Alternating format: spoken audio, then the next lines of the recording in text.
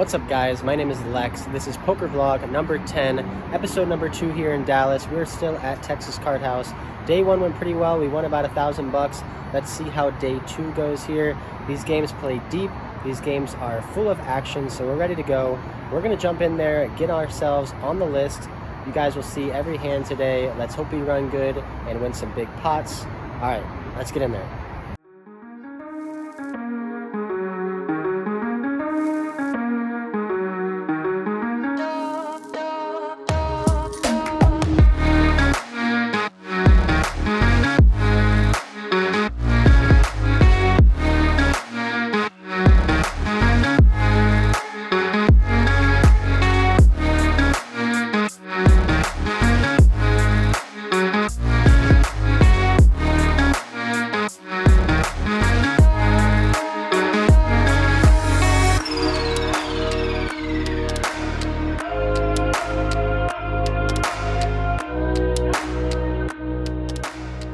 All right, guys, we are back here. Day number 2 at Texas Card House in Dallas. Let's start off here. Under the gun opens to $15. We 3-bet ace-7 of hearts. Next to active 50. Only the small blind makes the call.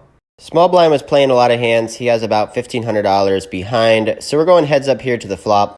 The board comes out ace-6-9, 2 spades. Pretty good flop when you 3-bet the ace-7 of hearts. We flop top pair, decent kicker, backdoor straight draws. Our opponent checks to us, and we bet $70. Our c-bet frequency is going to be basically 100% on this board. We can have all the aces, ace-king, and ace-queen. And if we were bluffing with a hand like king-jack or king-queen, we would want to c-bet on this board as well. Turn card 4 of clubs, and we're going to pot control here and check this one back. With our 7 kicker, we're losing to a lot of aces that he could be cold calling with, and I just think that I can get maybe 2 streets of value from this hand, so we check back, going here to the river. The river, however, does improve us. 7 of diamonds gives us 2 pair. Now we are beating all of those hands like ace-10, ace-jack, and ace-queen that he could be cold calling our 3-bet with. He leads out on this river for $145, and we have to decide, do we want to raise or just call? And I think a raise is definitely in order. This player liked to bet, and given the fact that we checked back the turn, I think he's going to be leading here with some bluffs as well as some pairs and possibly 2 pairs. So raising it up here to $400. We would love to get a call out of ace-jack or ace-queen, possibly ace-4, and maybe ace-king if he even has it. So we make it $400. He thinks for about 20 seconds and ends up letting it go. So not too bad here. Win a decent pot. First hand of the day on day number 2. We 3-bet a little light, but got lucky there with 2 pair, taking down this pot. We have been playing for about an hour now, and we add on to our stack. We have about $2,500 now, so that we are super deep with the rest of the table. Next hand, under the gun limps, we make it $30 with ace-king offsuit. The hijack calls, the button calls, small blind, and limper calls. So Texas poker here, lots of action going multi-way to the flop. Dealer puts out ace-10-9, 2 hearts. We flop top pair, top kicker, but a pretty connected and wet board here. We decide to check. We're multi-way, and we're out of position. When I check here, I can get a ton of information from my opponents. So the hijack ends up putting in a bet of $50. The button calls $50, and now back on the small blind who calls as well. So we can assume that our top pair, top kicker is most likely good here. I'll give you guys an example. Let's say the hijack bets 100, button calls 100, and small blind makes it 300. We could actually get away from this hand on such a dynamic and wet board, but with just a small bet of 50 and 2 calls, we put in a value raise here to $300, trying to get value from all aces, all flush draws, and straight draws. The initial bettor in the hijack is the only player who makes a call, so we're going heads up here to the turn, which is the 7 of diamonds. This is kind of a sketchy spot here. Our opponent called a very large $300 raise, and he has about $1,000 behind here. He could have hands like ace-jack or ace-queen, and he could possibly have hands like ace-10 or ace-9 that he just wants to see a clean turn. We end up putting in the check, which looking back I don't really like, but at the time my thought process was he bet into 4 people and then called a big $300 raise. He could have us beat here, and I don't really want to be blasting off into 2 pair or a set, but I think if he has it, he just is going to take our money. Our opponent checks back, which means he most likely has a weaker ace or a flush draw, so we're going to the river here, which pairs the board. It is the 9. Given the fact that he checked back the turn, we are always good here, so we're going to go for value. We go for the max here. We end up shoving all in for his last 1,000, trying to get him to hero call with ace-jack or ace-queen, hoping that maybe he puts us on a big combo draw and will want to hero call us. We decide to go all in to polarize ourselves, trying to get him to level himself to think that we are bluffing here. If we bet small, like $300, I guess we could get called by a weaker ace, but in my opinion, he either has a weaker ace or nothing at all to call us with, so we go for the max. He ends up folding. Kind of a weird hand. I want you guys to comment down below what you guys would do on the turn. What bet size would you make if you bet? And then if you check the turn, what are you going to do on the river there when the board pairs? Let me know what bet sizing you would use. Here we have Jack 9 of spades. There's a limp, and under the gun +2 makes it 25. Hijack calls. We call on the button, and both blinds call as well as the limper. So we're going 6 ways to the flop. Board comes out king, deuce, 9, 2 hearts. It checks to us on the button. We end up checking this one back, trying to get to showdown here with our second pair. Turn card pairs the deuce, but brings in the flush draw, and now the small blind, a very active player, leads out for $75. Everybody else folds, and the action's back on us, and now with our second pair, I don't think we can give up just this easily. He could be taking a stab here with hands like ace with a heart or queen with a heart, or possibly jack 10 or queen jack for a gut shot straight draw. And given the fact that everybody checked on the flop, he decides that we're all weak. So we call here, going to the river.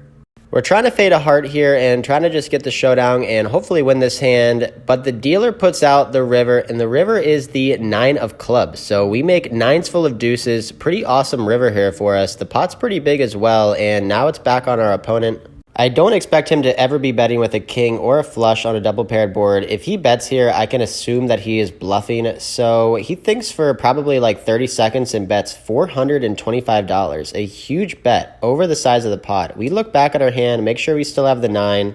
We're just going to call here, given the bet size. We show our 9, and he shows us the bad news. He has pocket deuces. He turned quads on us, and we rivered a boat. Just such bad run here. What a bad river for us. We end up losing $425 here. I guess we could have lost more. We could have shoved the river, so glad I just called.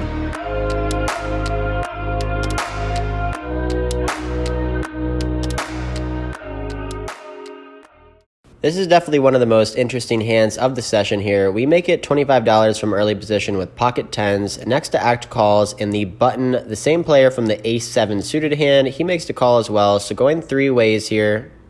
Flop is 9, 6, 3, 2 hearts. We check, looking to possibly check raise on this board. The next act player puts in a bet of $25. The button snap calls $25, and now the action's back on us. On this board, there shouldn't be really any 2 pairs. My opponents shouldn't be calling with 9-3 or 6-3, maybe 9-6, so that leads to only sets that they can have that are beating us. So we put in a raise for value to $125. We can get value from tons of flush draws, straight draws, and 9x. As you can see here, under the gun +2 quickly folds, and the button snap calls our bet. So I am putting him mostly on a draw here, possibly a 9. That's unbelieving. The turn card comes out. 3 of diamonds pairs the bottom card of the board. Pretty awesome card here. He's less likely to have sets or 2 pairs on this card. I don't think he is calling our raise with a 3 as well. So we continue to bet. We bet $250, trying to get value from all the hands we set on the flop. He doesn't even think for more than 1 second before putting in a $500 chip to make the call. River offsuit deuce. We decide to check here to let him bluff with his missed flush draws, missed straight draws, and I'll let you guys listen to see what happens next. All in. How much? Like 1,100.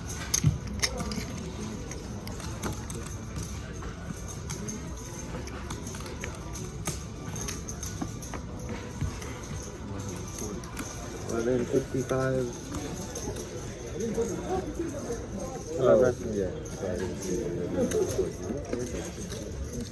Good. 1160.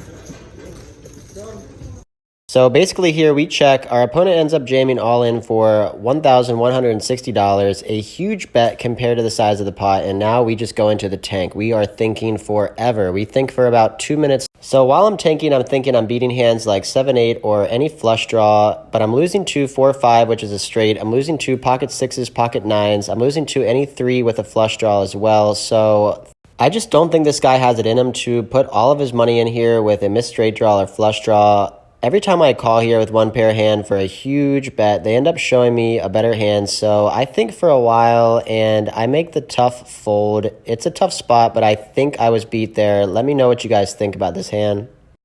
All right, that was a tough one. On to the next hand here. There's an under the gun limper, one limper in the cutoff. We make it $30 with ace jack offsuit on the button, and the first limper calls. So going heads up here to the flop. Flop comes out.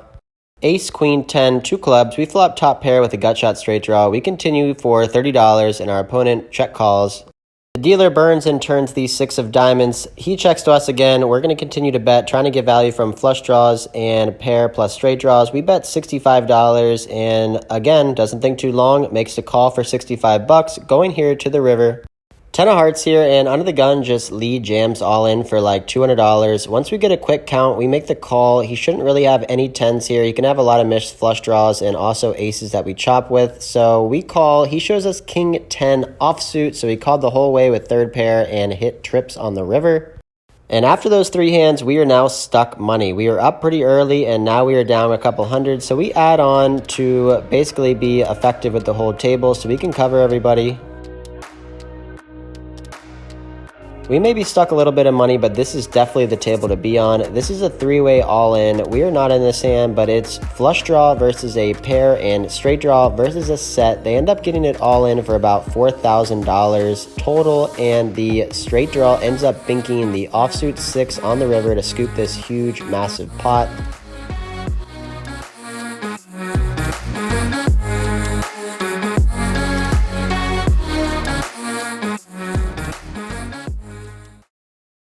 Alright guys, we are outside. We are going to go over a hand here.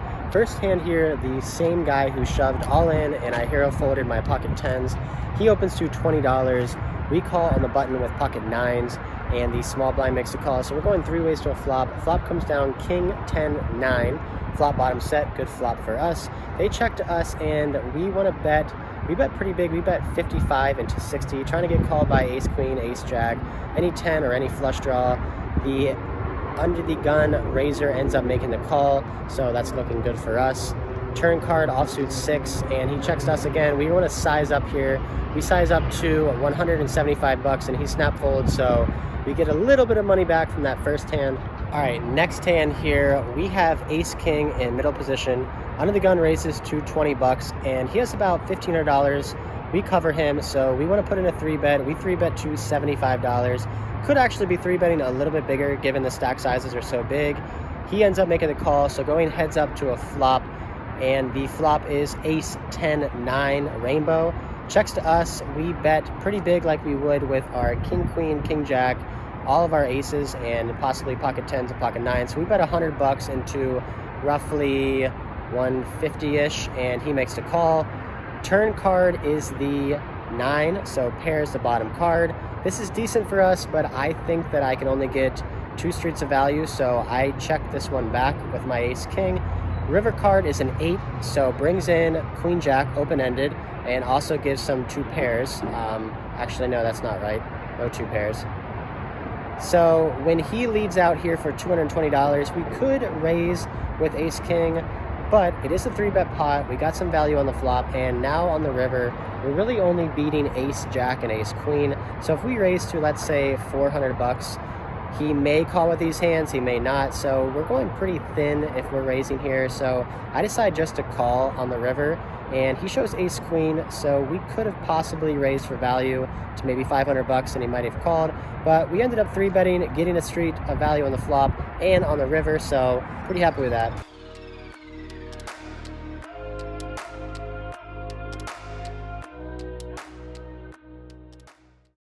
Back at the table here, you can straddle up to $25 under the gun here in Texas. So under the gun makes it 20. We have ace 9 of clubs in middle position. We raise to $60. The big blind and straddler make the call. Going 3 ways to the flop here, dealer puts out ace 5 8 rainbow. We flop top pair, decent kicker, backdoor flush draws and straight draws. They check to us. We put in a C bet like we would here with basically our whole range. We bet $75. The big blind puts in 3 green chips, and now it's back on the straddler. He thinks for just a little bit and folds, so going heads up here to the turn. Turn card is the 4 of spades, not the best card in the deck here. He could have 2 pair with ace 4 now. He could have 2 pair with 4-5, as well as 6-7 is now a straight. So when he checks to us, we decide to check it back here with our 9 kicker. We don't have the best kicker. We could be out kicked sometimes, so we pot control. Check back here on the turn.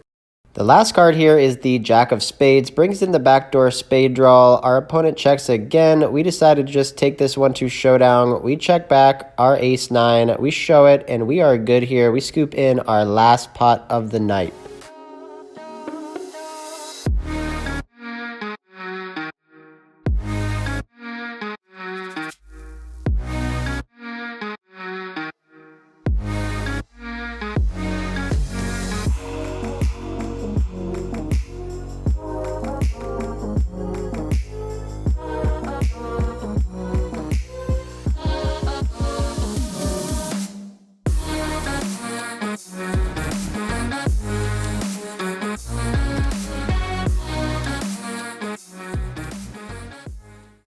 All right, that is it for episode number 2, guys, here in Dallas. Decided to walk back to the hotel tonight. Perfect night out, about 65 degrees. Hopefully we don't get mugged, but if we do, it'll be on the vlog. So, no, I'm just kidding. Hopefully that doesn't happen. But today was a decent day. We won some hands, lost some hands, got coolered there with Jack 9 versus pocket deuces for quads. Lost about $500 in that hand. Lost a couple other hands, a couple bad beats, but we also won some hands too, won some 3-bet pots. So up and down day the whole time. Ended up in the game for $3,400, cashing out for $3,520. So profit of $120. So can't complain. We'll be back for day 3 tomorrow. If you guys like this video, make sure to like and subscribe. Coming out videos just like this every 3 to 5 days.